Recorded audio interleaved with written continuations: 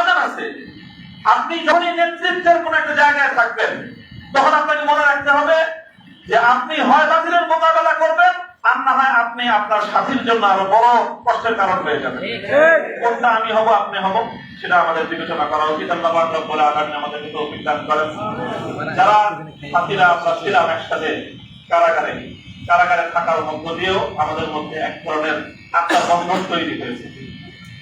আমরা আশা করি, আমি ব্যক্তিগতভাবে বিশ্বাস করি যে আমাদের এই বন্ধনটা আগামী দিনে ইনশাআল্লাহ ইসলামী নেতৃত্বের অঙ্গনে একটা সংহত মজবুত ইসলামী নেতৃত্ব উপহার দেবে। আমরা সেই কাজটুকু করতে পারি, আমাদের সকলের জন্য দোয়া করবেন যেন আমাদের মধ্যে সেরকম একটা বোঝাপড়া, সেরকম বন্ধন, সেরকম আত্মত্যাগ, সেরকম ঈর্ষা অন্যের নিরাপত্তাকে নিজের নিরাপত্তার উপর প্রাধান্য দিতে পারা।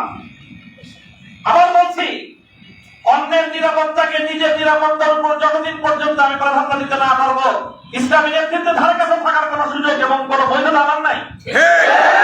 আল্লাহ পাক রব্বুল আলামিন আমাদের সকলকে নেতৃত্বের সেই গুণ এবং সেই যোগ্যতা দান করুন, এবং সেভাবেই যেন আমরা আগামী দিনে ইসলামী অঙ্গনের জন্য একটা নেতৃত্ব তৈরি করে পরিস্থিতি, আমার আগে বলেছেন, মাহফুজ হুজুর বলেছেন যে আমাদের পূর্বসূরীরা যে পর্যায়ে ব্যক্তিত্ব ছিলেন, অথচ পরিস্থিতি বর্তমানের চেয়ে আরো সহজ ছিল।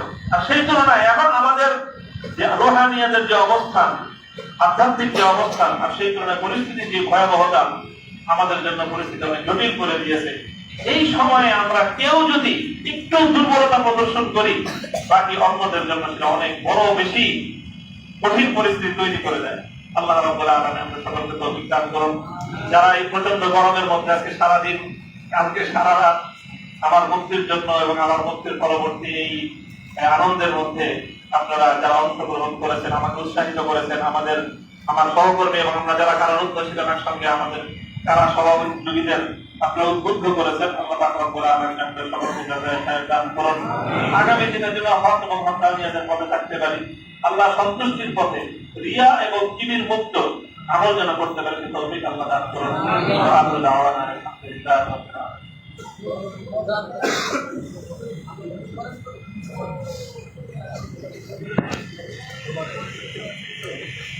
اللهم صل على محمد وعلى آل محمد كما صليت على إبراهيم وعلى آل إبراهيم إنك حميد مجيد. اللهم صل على محمد النبي وعلى آله وسلم تسليما. ربنا آتنا في الدنيا حسنة وفي الآخرة حسنة وقنا عذاب النار.